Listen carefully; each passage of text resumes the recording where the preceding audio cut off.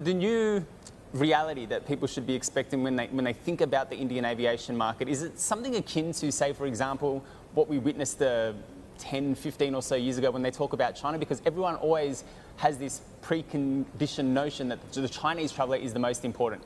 Is 2025 and onwards, 2030, going to be that the Indian traveller that really is the key driver for the aviation industry, do you think? I would say so. I mean, you just look at the population, you look at the demographic, you look at the economic growth rate, you look at the stimulation factor of economic growth on aviation demand. As I say, look at the diaspora, 37 million people who are typically the most wealthy diaspora in the countries they live.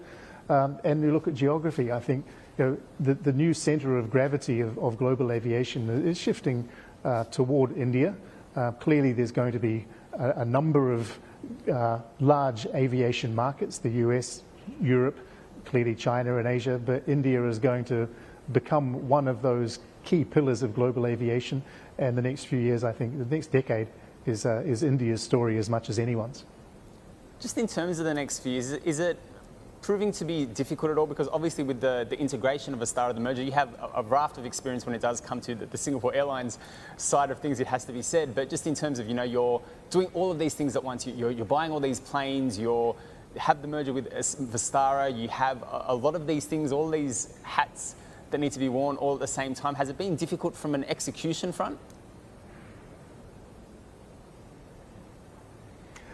Look, there's certainly a lot happening. There's a lot that needs to happen.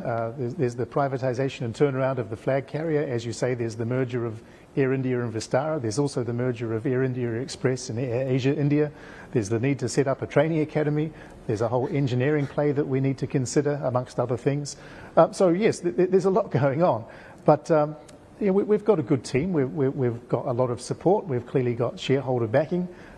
We've got this is really a national mission in many respects, to restore Air India to its rightful place near the top of global aviation. And so, yes, a lot on, but it's the most exciting job, the most exciting place to be in the world. And I think for aspiring aviation professionals, there's no better place to be. I've got to ask you though, because obviously you mentioned earlier that your focus is on the international front. Is there any concern that what we're seeing in terms of the global macroeconomic environment could inhibit, and it will have to be the domestic that carries the bag over the course of the next few years? Because I'd imagine that there is always that overhang of risk that we are going to see some kind of significant downturn. Yeah, well, a way to mitigate risk is diversification, and so you don't want all of your eggs in any one basket, be it geographical, be it market segment or business segment. And so a lot of our growth, it's why our growth is quite balanced, both international and domestic. But if you also look at the macroeconomic perspective, there's also a shift to India. Whether it is supply chain, India still has very strong economic growth, especially relative to other parts of the world. It is well used to dealing with an inflationary environment. So, to the extent that the global economy goes one way, India may not necessarily follow in exactly the same way.